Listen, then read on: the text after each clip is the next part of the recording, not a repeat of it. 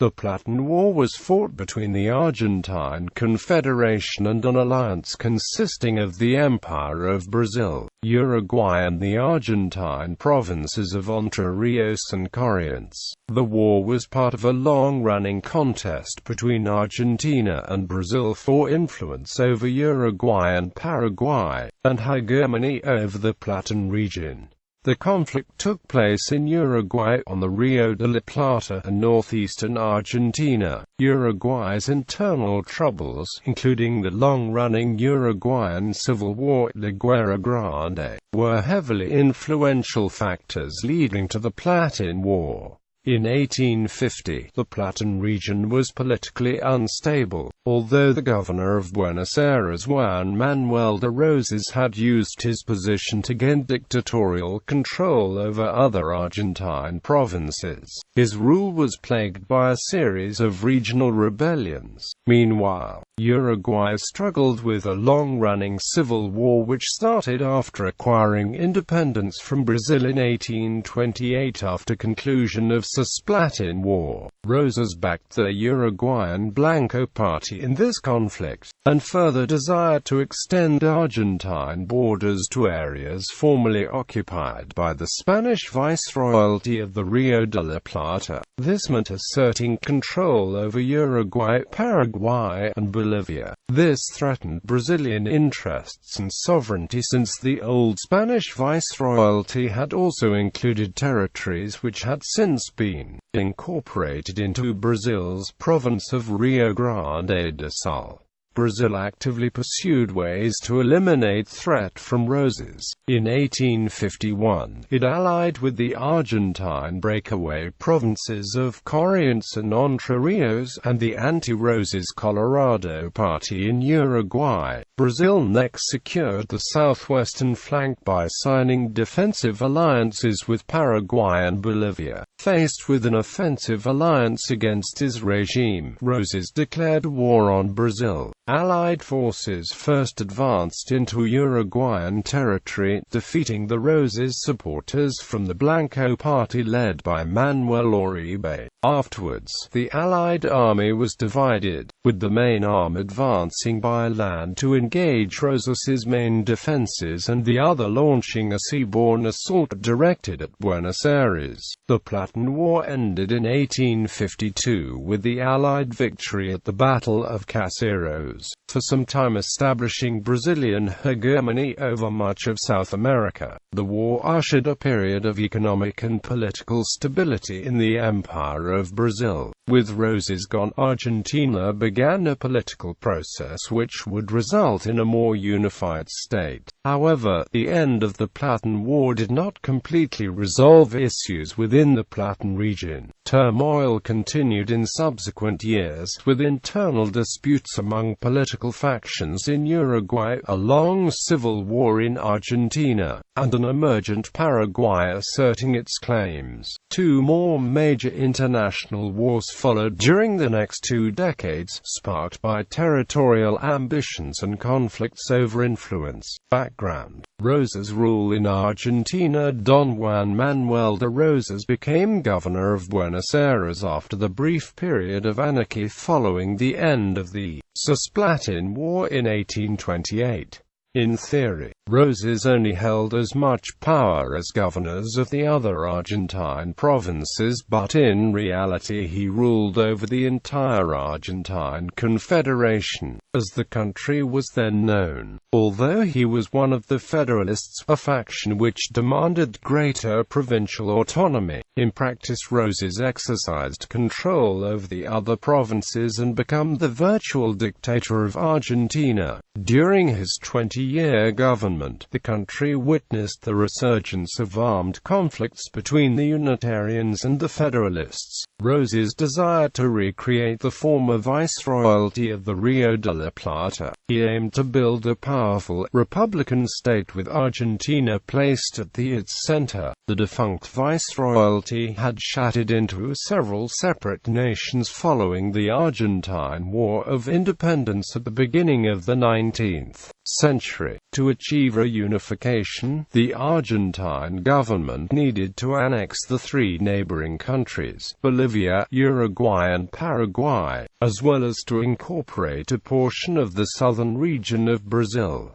Rosas first had to gather allies across the region who shared his vision. In some instances, this meant that he had to become involved in the internal politics of neighboring countries, backing those sympathetic to union with Argentina, and occasionally even financing rebellions and wars. Paraguay considered itself a sovereign nation since 1811, but it was not recognized as such by any other nation. Argentina viewed it as a rebellious province. The Paraguayan dictator José Gaspar Rodrigues de Francia decided that the best way to maintain his own rule and the independence of Paraguay from Argentina was to isolate the country from contacts with the outside world. It was for this reason that, up until 1840, Paraguay had avoided establishing diplomatic relations with other nations. With the death of Francia, this policy began to shift, and his successor Don Carlos Antonio López signed two treaties in July 1841.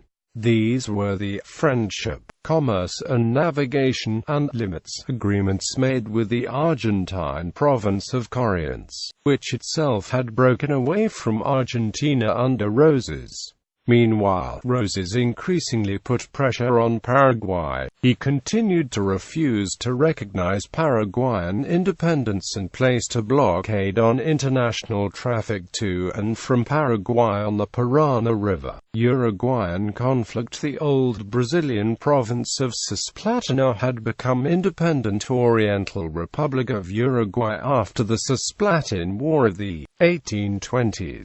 The country soon was engulfed in a long civil war between its two political parties, the Blancos, led by Don Juan Antonio Lavalleja, and the Colorados, led by Don Fructuoso Rivera. Lavalleja soon discovered that Rosas in neighboring Buenos Aires was interested in aiding him financially and militarily. In 1832, Lavalleja began to receive aid from Bento Goncalves, a soldier and farmer from the Brazilian province of Rio Grande do Sul. Goncalves had been encouraged by Rosas to rebel against the Brazilian government in 1835, with the ultimate aim of enabling Argentina to annex the province of Rio Grande do Sul. Together, Lavalleja and Goncalves initiated a military campaign in Uruguay which was characterized by extensive violence and pillage. Goncalves betrayed Rosas and Lavalleja by becoming an ally of Rivera. Both then invaded Uruguay and overran most of the country outside the environs of the capital, Montevideo. Defeated, the then Uruguayan president Manuel Uribe, like the betrayed Lavalleja, a member of the Blanco Party, resigned his position as president and fled to Argentina. Rosas was determined to restore Argentine suzerainty over Uruguay and take revenge on Goncalves.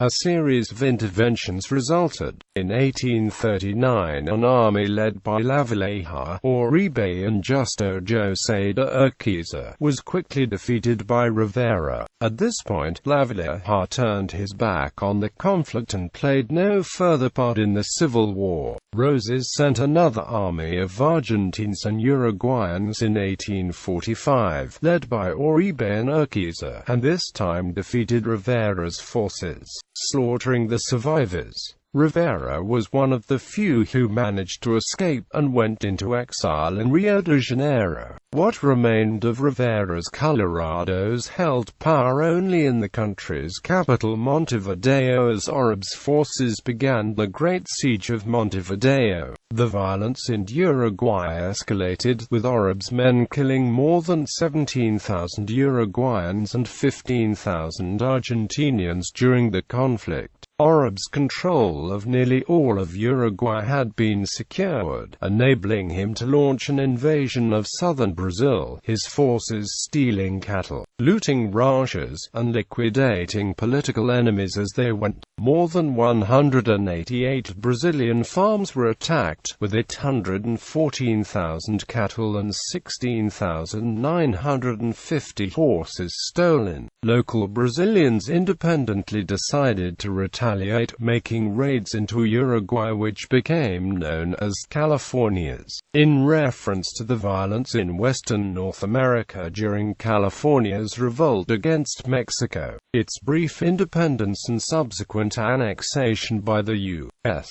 As conflict further escalated with the persistent support of Rosas for the Blancos, anarchy spread over wide areas in the region, with a growing threat to trade. The era's two greatest powers, France and Great Britain, were induced to declare war on Argentina and impose the Anglo-French blockade of the Rio de la Plata. Buenos Aires suffered repeated attacks from Anglo-French fleets. The Argentine government was able to mount effective resistance, however, leading to a peace accord in 1849. Empire of Brazil reacts. By the middle of the 19th century, the Empire of Brazil was the richest and most powerful nation in Latin America. It thrived under democratic institutions and a constitutional monarchy, and prided itself on the absence of the caudillos, dictators and coups d'état which were common across the rest of the continent. During the minority of Emperor Pedro II in the 1830s, however, there had been internal rebellions driven by local disputes for power within a few provinces. One of these, the Ragamuffin War, had been led by Goncalves, as noted above. For the Brazilian Empire, expansionist plans on the part of powerful, Republican Argentina represented an existential threat.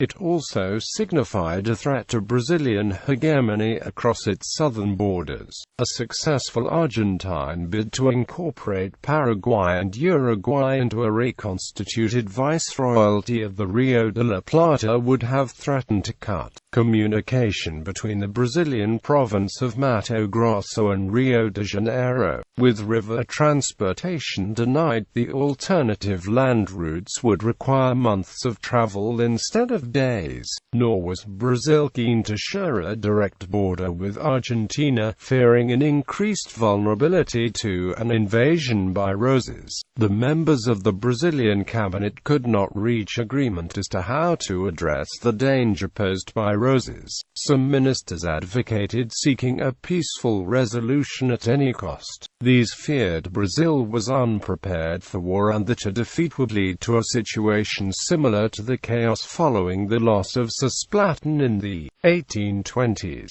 which ended in abdication by Dom Pedro I, the emperor's father. Other ministers took the position that only a military response would eliminate the threat. In 1849, however, Paulino José Soares de Souza, a member of the pro-war faction and later Viscount of Uruguay, was chosen as the new Minister of Foreign Affairs. Soares made clear his intent to deal with Argentina without foreign assistance, announcing that the imperial government does not desire or judge convenient an alliance with France or any other European nation related to the matters in the Platine region.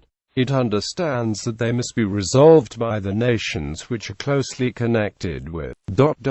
It will not admit European influence over America. The Empire of Brazil was determined to extend its zone of influence over South America. The cabinet settled upon a risky alternative to resolve the complicated situation in the Platine region. Instead of undertaking a period of conscription to build up the Brazilian army, which would have been costly, the council decided to rely on the standing army. It sent a contingent south to secure the region. Brazil held an advantage in possessing a powerful and modern navy, along with an experienced professional army hardened by years of internal and external warfare. Up until this point, no other nation in South America possessed true navies or regular armies. Rosas and Orib's forces were largely made up of irregular troops on loan from those caudillos who supported them. Even a decade later, Argentina could only field an army of 6,000 men. Brazil also decided to adopt Rose's own tactics by financing his opponents to weaken him both internally and externally. Alliance against Roses. The Brazilian government set about creating a regional alliance against Roses, sending a delegation to the region led by Henrique Hermeto Carneiro, who held plenipotentiary authority. He was assisted by José Maria da Silva Paranhus. Brazil signed a treaty with Bolivia in which Bolivia agreed to strengthen its border defenses to deter any attack by Roses, though it declined to contribute troops to a war with Argentina.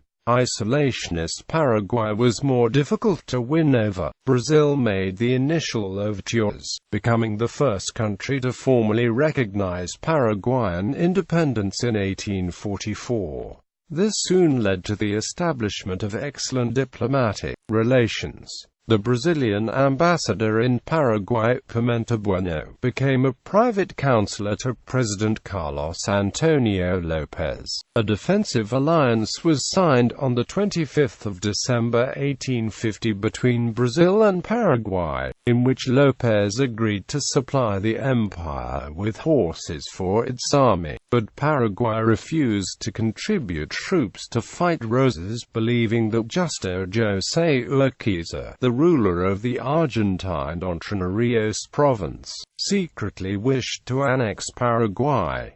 Brazil's involvement in the Uruguayan Civil War also began to deepen. Luís Alves de Lima e Silva, the Count of Caxias, assumed the presidency of Rio Grande do Sul and the command of the 4 Brazilian army divisions headquartered in the province. Beginning in 1849, the imperial government directly assisted the besieged Uruguayan government of Colorados in Montevideo, and on the 6th of September 1850 the Uruguayan representative Andrés Lamas signed an agreement with Irino Evangelista de Souza to transfer money to the Montevideo government through his bank. On the 16th of March 1851, the Empire of Brazil openly declared its support of Colorado government of Uruguay against Uribe, something it had been covertly doing for more than 2 years. This did not please the Argentine government, and it began mobilizing for war. Brazil had also been searching for support against Roses inside Argentina, with some success. On the 1st of May 1851, the province of Entre Ríos, still governed by Urquiza, declared to Roses that it is the will of its people to reassume the entire exercise of its own sovereignty and power which had been delegated to the governor of Buenos Aires. It was followed by the province of Corrientes, governed by Benjamin Vários, which sent the same message. Brazil encouraged and financially supported both uprisings.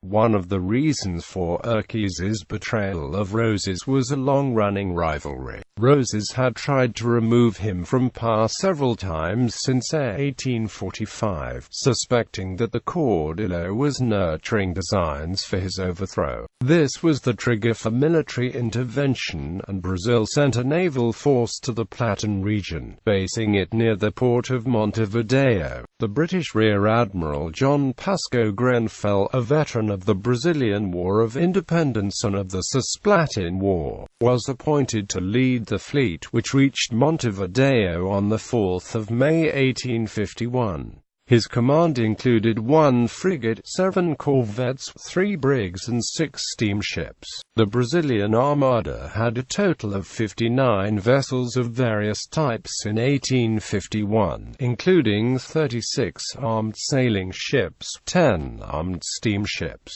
7 unarmed sailing ships and 6 sailing transports. Uruguay, Brazil and the Argentine provinces of Entre Ríos and Corrientes joined in an offensive alliance against Roses on 29 May 1851. The text of the treaty declared that the objective was to protect Uruguayan independence, pacify its territory, and expel Arabs' forces. Urquiza would command the Argentine forces and Eugenio Garzón would lead the Colorado Uruguayans, with both receiving financial and military aid from the Empire of Brazil. This was followed on the 2nd of August 1851 by landings of the first Brazilian detachments in Uruguay, consisting of approximately 300 soldiers of the 6th Battalion of Skirmishers sent to protect Fuerte del Cerro. In response, Roses declared war against Brazil on the 18th of August 1851. According to Herrera Wyobes, Roses would have said, as war approached, "Poor Brazilians, I'm going to make of their emperor my butler." Stage 1 Allied invasion of Uruguay. The Count of Caxias led a Brazilian army of 16,200 professional soldiers across the border between Rio Grande do Sul and Uruguay on the 4th of September, 1851. His force consisted of 4 divisions, with 6,500 infantrymen, 8,900 cavalrymen, 800 artillerymen and 26 cannons, a little under half the total Brazilian army, while another 4,000 of his men remained in Brazil to protect its border. The Brazilian army entered Uruguay in 3 groups. The main force, consisting of the 1st and 2nd divisions, left from Santana de Livramento, around 12,000 men under Caxias's personal command. The 2nd force, under the command of Colonel David Canabaro, departed from Quarum, comprising the 4th Division, protecting Caxias's right flank. The 3rd force, the 3rd Division under Brigadier General José Fernandes, left from Jaguarão, protecting Caxias's left. Canabaro's 4th Division joined Caxias's troops shortly after arriving at the Uruguayan town of Frutuoso, the combined force then joining up with Fernandes just before reaching Montevideo. Defeat of Oribe. Meanwhile, the troops of Urquiza and Eugenio Garzón had surrounded the army of Oribe near Montevideo. The forces numbered roughly 15,000 men, almost double Arabs' 8,500. Realizing that the Brazilians were approaching and knowing that there was no hope of victory, Oribe ordered his troops to surrender without a fight on the 19th of October and retreated into seclusion on his farm in Paso del Molino. The Brazilian fleet, with their ships scattered throughout the River Plate and tributaries, prevented the defeated army of Oribe from escaping into Argentina. Urquiza suggested to Grenfell that they should simply kill the resulting prisoners of war, but Grenfell refused to harm any of them. Instead, Argentine soldiers were incorporated into the army of Urquiza, and the Uruguayans into Garzón's. The Brazilian army easily took the remaining Blanco-Uruguayan territory, fending off remnants of Arabs' troops who attacked its flanks in several skirmishes. On the 21st of November, the representatives of Brazil, Uruguay, Entre Ríos and Corrientes then formed another alliance in Montevideo with the objective of freeing the Argentine people from the oppression it suffers under the tyrant rule of Governor Roses. Stage 2 Allied invasion of Argentina. Allied army advance. Shortly after the surrender of Oribe, the Allied forces split into 2 groups, the plan being for one force to maneuver upriver and sweep down on Buenos Aires from Santa Fe, while the other would make a landing at the port of Buenos Aires itself. The first of these groups was composed of Uruguayan and Argentine troops, along with the 1st Division of the Brazilian Army under Brigadier General Manuel Marques de Souza. It was initially based in the town of Colonia del Sacramento in the south of Uruguay across the Rio de la Plata estuary from the city of Buenos Aires. On 17 December 1851, a squadron of Brazilian ships, consisting of 4 steamships, 3 corvettes and 1 brig under the command of Grenfell, forced a passage of the Parana River in the battle which became known as the Passage of the Tonelero. The Argentines had formed a powerful defensive line at the Tonelero Pass, near the cliffs of Acevedo, protected by 16 pieces of artillery and 2,000 riflemen under the command of General Lucio Norberto Manzilla. The Argentine troops exchanged fire with the Brazilian warships but were unable to prevent them from progressing upriver. The following day, the Brazilian ships returned and broke their way through to the Tonelero's defenses, carrying the remaining troops of Marques de Sousa's Brazilian division upstream towards Gualeguaychú. This second influx of ships caused Manzilla and his soldiers to withdraw in chaos, abandoning their artillery, believing that the Allies were intending to land and attack the positions from the rear. The Allied army continued to make its way to the assembly point at Gualeguaychú. Urquiza and his cavalry traveled overland from Montevideo, while the infantry and artillery were carried by Brazilian warships up the Uruguay River. After meeting up, they marched west until they reached the city of Diamante on the east side of the Parana River in the middle of December 1851. Eugenio Garzon and his Uruguayan troops were taken from Montevideo up to Potrero Pérez by Brazilian warships and continued on foot until arriving at Diamante on 30 December 1851, when all the Allied forces were finally reunited.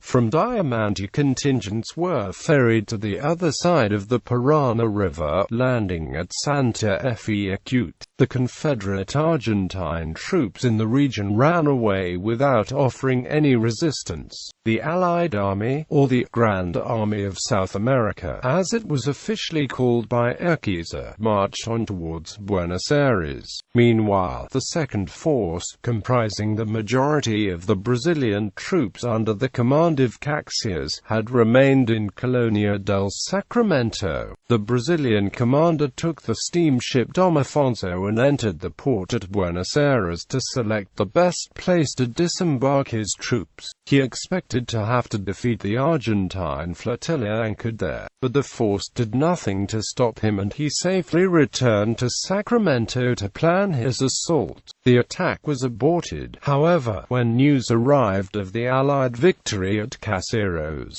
Roses defeated the Allied army had been advancing on the Argentinian capital of Buenos Aires by land, while the Brazilian army commanded by Caxias planned a supporting attack by sea. On the 29th of January at the Battle of Alvarez Field, the Allied vanguard defeated a force of 4,000 Argentines led by 2 colonels which General Angel Pacheco had sent to slow down the advance. Pacheco retreated. 2 days later, troops under his personal command were defeated at the Battle of Marquez Bridge by 2 Allied divisions. On the 1st of February 1852, the Allied troops encamped approximately 9 kilometers from Buenos Aires. The next day, a brief skirmish between the vanguards of both armies ended with a retreat by the Argentines. On the 3rd of February, the Allied army encountered the main Argentine force commanded by Roses himself. On paper, the two sides were well matched. The Allies included 20,000 Argentines, 2,000 Uruguayans, 4,000 Brazilian elite troops totaling 26,000 men and 45 cannon. On the Argentine side, Roses had 15,000 cavalrymen, 10,000 infantrymen and 1,000 artillerymen, totaling 26,000 men and 60 cannon. Roses had been able to select the best positions for his army, choosing the high ground on the slopes of a hill at Caseros, which lay on the other side of the Moron Creek. His headquarters were based in a mansion at the top of Caseros. The Allied commanders were Sousa, Manuel Luis Osorio, José María Pirón, José Miguel Galán, Urquiza, and the future Argentine presidents Bartolomé Mitre and Domingo Sarmiento, the latter both leading the Argentine Unitarians. These men formed a war council, and gave orders to commence the attack. Almost immediately the forward units of the two armies began to engage in battle. The Battle of Caseros resulted in a decisive victory for the Allies. Although they started with the inferior position on the battlefield, the Allied soldiers managed to annihilate Rosas's troops in a fight that lasted for most of the day. A few minutes before the Allied forces reached Rosas' headquarters, the Argentine dictator escaped the battlefield. Disguised as a sailor, he sought out Robert Gore, British ambassador in Buenos Aires, and requested asylum. The ambassador agreed to have de Rosas and his daughter Manuelita taken to the United Kingdom, where he would spend the last 20 years of his life. The official report stated that 600 men on the Allied side had been wounded or died, while the Argentine losses were 1,400 killed or wounded and 7,000 captured. Given the duration and scale of the battle, however, this may be an underestimate. To mark the victory, the Allied troops marched in triumph through the streets of Buenos Aires. The parades included the Brazilian army, which insisted that the triumphal procession take place on the 20th of February, to mark payback for the defeat it had suffered at the Battle of Ituzaingó 25 years before. On the date, the population of Buenos Aires was said to have looked on silently with a combination of shame and hostility as the Brazilians passed.